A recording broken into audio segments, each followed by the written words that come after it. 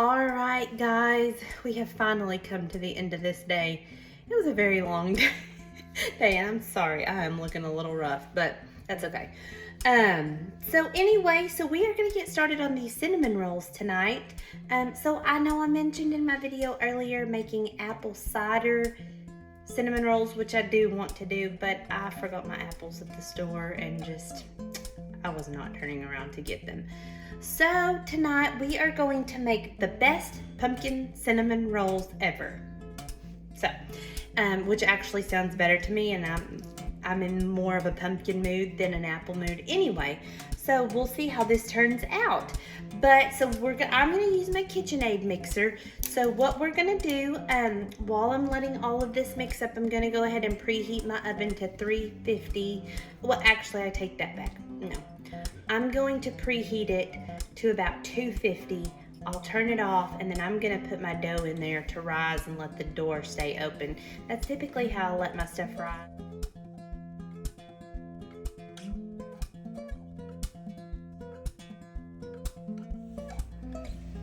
Okay guys, so our warm milk, sugar, and yeast have bloomed. So now in an extra bowl, we are gonna do 3/4 a cup of pumpkin puree, which I'm so excited because hopefully come fall, I'll be able to make my own pumpkin puree out of my pumpkins that I'm growing. So we're gonna do 3/4 a cup of pumpkin puree. We're gonna do 1/4 a cup, which is, if you look on your stick of butter, it's 4 of the little marks, 4 of those melted, and then 1 egg. So I'm gonna put this all together, mix this up, then we are gonna add it to the yeast mixture, and we are going to slightly mix it, and then we are going to start adding our next ingredients, which is our flour and our pumpkin spice and such. And so then we are going to actually add on our dough hook to help get this kneading. So right now we're just going to mix the puree, the butter, and the egg together, and then we will add that over to our yeast mixture and just easily stir that up just with a little, just a little stir. Don't want to overdo it too much, and then we will go from there. All right, guys, so we have added our pumpkin puree mixture to our yeast mixture. Now we are going to get ready to add all of our flour. So I do like to sift all of my flour. So now we're going to do 4 cups of flour. So I'm just going to use my 1/2 cup, that way I don't have to worry about making a huge mess here. So here's 1,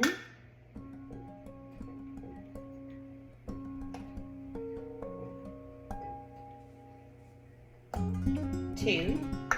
I'll go ahead and sift this in.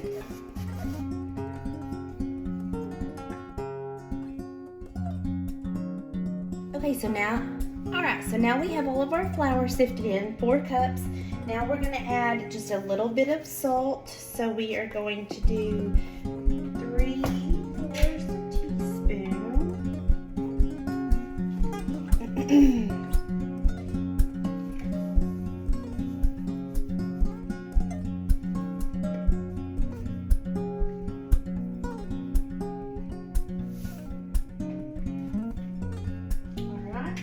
And then, so we're gonna do 2 tablespoons of pumpkin pie spice.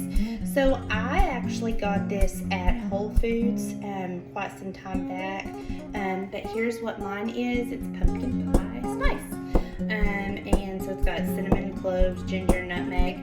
I'm really not fond of like cloves and nutmeg, but you really cannot taste it with this.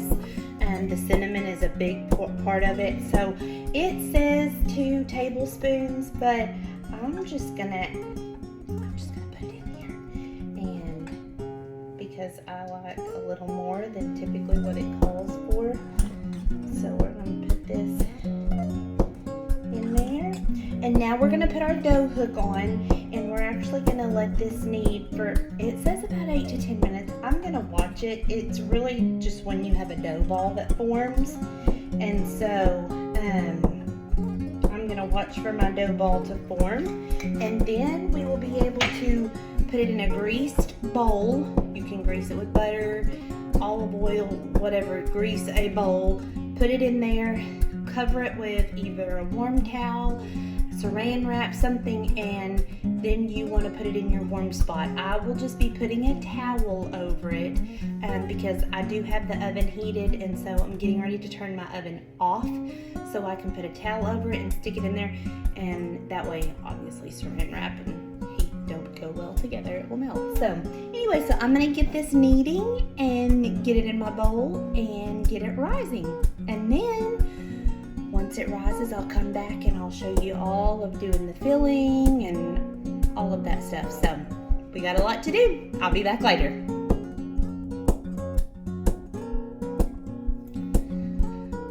Okay guys, so our dough has been rising in the oven, where I turned the oven on to like 220 and then shut it off and then put my dough in a grease bowl. It has been rising for about an hour now, and we have doubled in size. So we are going to put this out on a floured surface, roll it out. You want to roll it out so you can kind of gauge this how you want it. I mean, it kind of just depends on how big you want to make your cinnamon rolls, and so you want to roll this out because now we're going to put our filling in. So, you know, I want mine, I don't want to make a whole lot of cinnamon rolls. I don't want to make them super small, and so I'm going to make some bigger, chunkier ones. So when I roll it out, I'm not going to roll it out as big, and then I will come back on and show you what to do for the filling. Super easy. So I'll be back.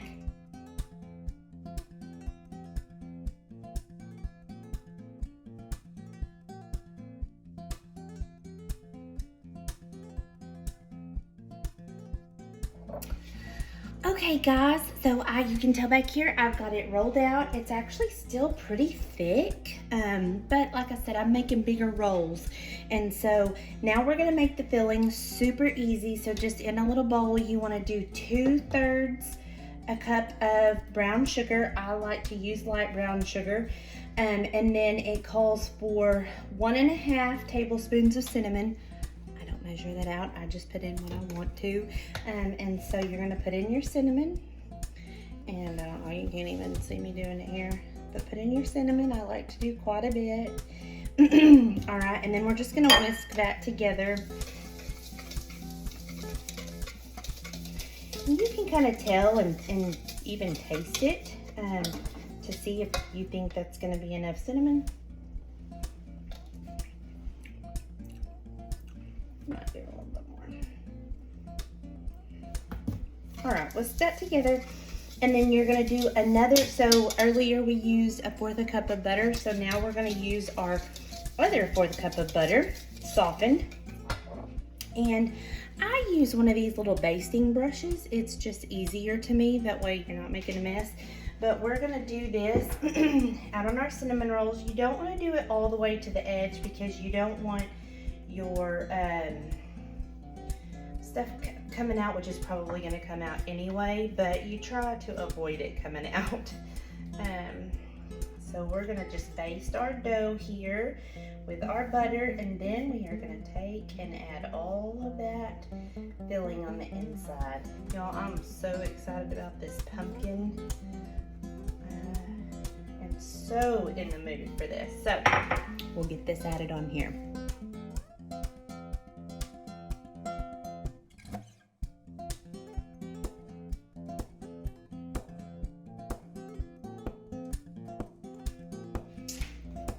So we've got our filling put in here. So now we're just gonna roll this up tight, and then we're gonna cut, and you just cut how big ever you want your cinnamon rolls. So cut them, put them out on a cookie sheet. You can use the parchment paper in case some of that does come out. When you are baking these, now would be a good time. Let's go ahead and preheat our oven to 350. Let it get up to temperature while we're rolling this, cutting it, getting the parchment paper on the pan. And so here we go.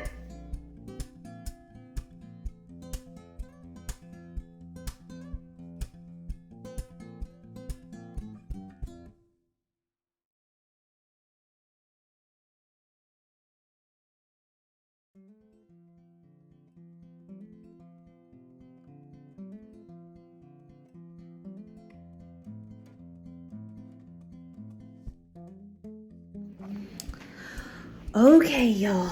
So the cinnamon rolls are cut and they are on the baking sheet. And so they are ready to raise again for probably another 30 or so minutes. And y'all, these are, these are the prettiest cinnamon rolls I've ever seen. So I hope that they double in size. And then when they cook, I hope they are beautiful because y'all, I want to show you. Oh, hang on. Hello. You gotta hold the parchment paper. Y'all, look at these. Are these, look how beautiful those are. All right, they're gonna go for another round of rising for about 30 minutes or so. Pop them in the oven. You do wanna slightly undercook them though, because you don't want them too hard. You still want them a little soft. And then let me just tell you, because this will probably be my last little video and then I'll post a picture of them. But so we're gonna do our glaze at the end. You can put it on while they're warm. It would probably be best to wait till they're not as warm because all of it's just gonna melt off. But so it's a cream cheese glaze. You're gonna do 4 ounces of cream cheese. You're going to do 3 tablespoons of softened butter in there, 1/4 a cup of powdered sugar, and a pinch of salt, and then 4 tablespoons of maple syrup. Y'all, does that not just sound incredible? So you're just gonna do all of that, mix it all up really, really, really good. You can do it in your stand-up mixer if you want to. Just make sure it's mixed really, really well, and then you're going to drizzle that over the top of them. Like I said, if you wanna do it hot, fine, it will melt off. You might wanna wait till they're not as warm so your icing can stay on and they'll be really pretty. So, all right guys, I hope that y'all try this recipe. I will do an update of the picture of when they're completely done, icing on everything. And so, you know, there's a lot of work that goes into this, but it's enjoyable. And, you know, I just love fall so much. And so this may be a new recipe that you can do for fall for your family or for your kids' teachers or maybe a friend or someone who's been in the hospital. So, yeah, check it out. If you have any questions, let me know. Oh, one little tidbit. I did not tell you this. After I added in all of the flour and stuff, it wasn't forming a dough ball. So I did add another, it was a little bit over 1/2 cup of flour just to kind of help get that dough ball going. And then of course I took it out of the bowl and kneaded it with a little more flour. So just know you're gonna probably have to add a little more flour than 4 cups. But you'll know once you add you'll just kind of know as that dough the dough ball forms, you'll know. You always want it to feel like a baby's bottom. So if it feels like that, then you kind of know that you've got the right consistency. So, all right guys, well, I hope y'all have a wonderful night. It's late, 11:07. 11, but I'm a night owl, so I'll let you know how these do once they cook. And I hope y'all have a wonderful night. We love y'all so much. We'll talk to you later. Bye.